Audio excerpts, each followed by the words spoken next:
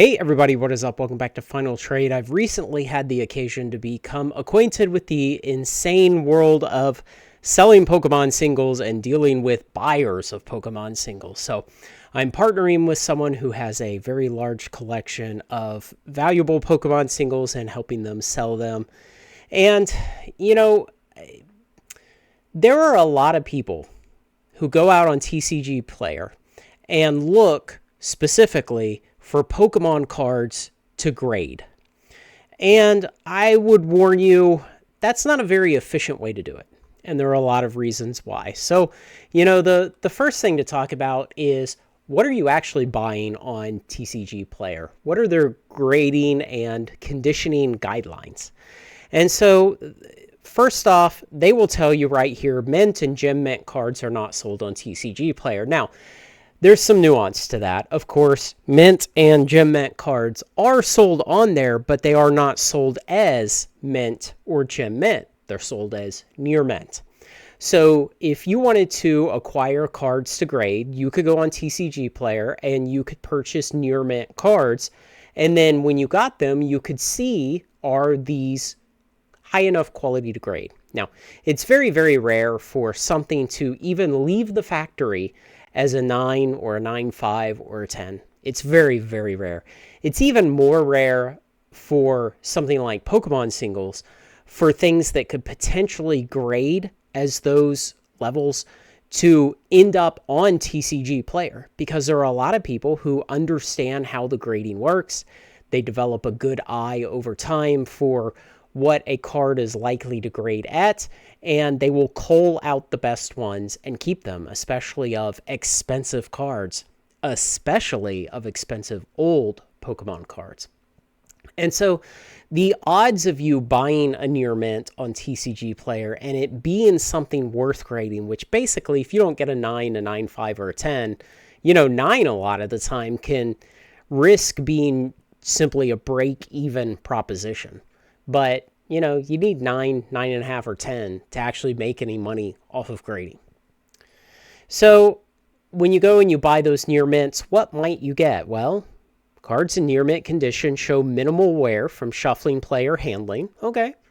They show minimal wear. They can show wear. The wear they show will be minimal. They can have nearly unmarked surface, crisp corners, unblemished edges outside of a few flaws. A Near Mint card may have slight edge wear or a scratch or 3, but look nearly unplayed with no major defects. So it can have defects. It could have a little dent in it. It could have some chips. It could have some feathering. It could have some scuffs. It could have some scratches.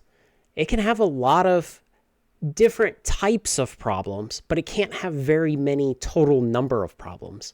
And the reality is, if you're looking for something to grade and it's got any of that, you're probably going to lose money if you send it in for grading. So what has our experience been selling Pokemon singles? It's that people will buy cards, they will message you and tell you that they're always looking for good condition old Pokemon cards to grade. You'll send them the cards that are well within these guidelines, and then they will send some of them back. Okay. What happens to you on TCGplayer as a buyer when you send back cards?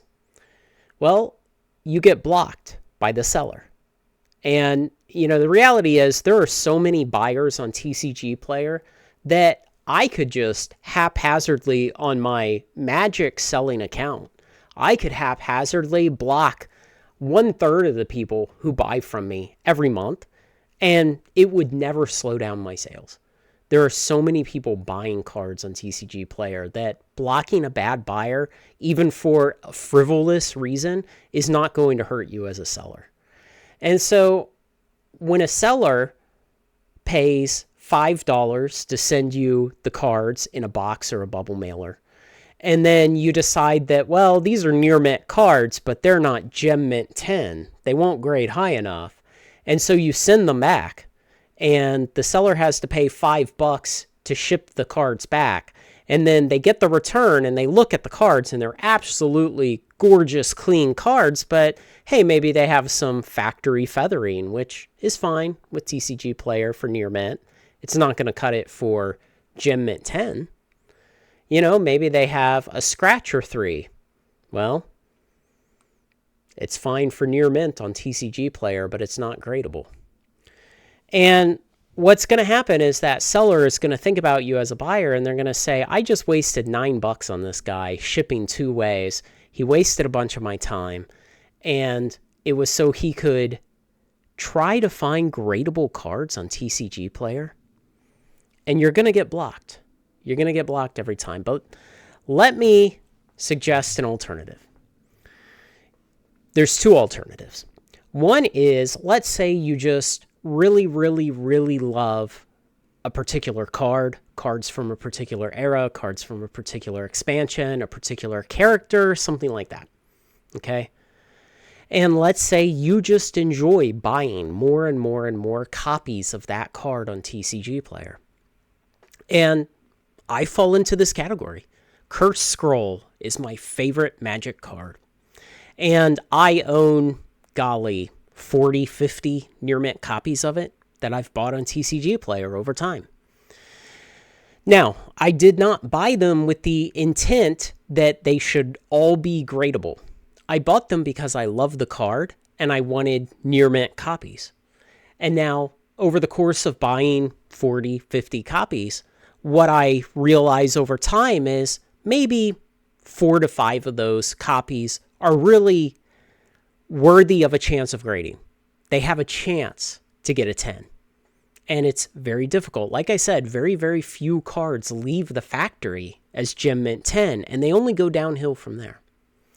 And so if you really love a particular card, type of card, era of card, character, whatever, and you just want to buy a lot of them for your personal collection, then yes, maybe once in a while you will find one worth grading, and it may be worth it to you to send it in and get it graded. That's one way. The other way, if you're looking for cards to grade, go out of your house. Go outside. Go to a local card store. Because then you can hold the card in your hand before you purchase it. You can actually look at it and see with your own eyes, do I think this is going to grade well? Instead of asking a seller on TCGplayer to ship you a card and then take it back and getting blocked by them, and over time getting blocked by more and more and more sellers on TCGplayer, go to a local store. If you want a really hot tip, go in with cash and just talk to the owner and say, look, I'm looking for high quality cards, and spend a little time and buy some of them and pay in cash. And you'll develop a relationship over time. And that's how card dealing works for people who are professional card dealers, where they buy mostly collections and then they break them up and they sell off the individual parts. Part of becoming a card dealer is you develop that network of people who will sell certain things to you and people who will buy certain things from you. And if you go out looking for gradable cards and you go around to local stores, you will develop those relationships, and it will be much more fruitful than trying to do it on TCGplayer. Because the reality is, near mint cards on TCGplayer can have all kinds of damage on them that will make them never grade 9, 9.5, or 10. And trying to get those cards off of TCGplayer, especially if you're messaging the sellers and telling them you're looking for gradable cards, you're going to get blocked by more and more sellers over time, and that hurts your ability to buy everything. It makes the market less efficient for you. So the other way that you can kind of expand what I've already advised, which was go to physical card stores, is since you're doing this as a business, right, you can make a trip out of it. You could find a major metro area that's maybe several hours away from where you live, and you could get a hotel room and you could spend 1 day, 2 days, however many days you needed, going around to all the card stores in that area. And that would expand your reach. Now, you wouldn't necessarily develop good long-term relationships with those card stores and the ability to get things more easily from them, but it would expand your reach. And depending on what you're looking for, you might be exposed to different things. You know, if it's a different region where a different game is popular or something like that. So keep that kind of stuff in mind if you really are looking for cards to grade. TCGplayer is not a very good place to get them, and you will hurt your ability in the long run by getting blocked by a lot of sellers. So that's my advice. Let me know what you think. Thanks to everyone who makes this content possible, especially my very generous supporters on Patreon. Like, comment, share, and subscribe, and join me on Final Trade.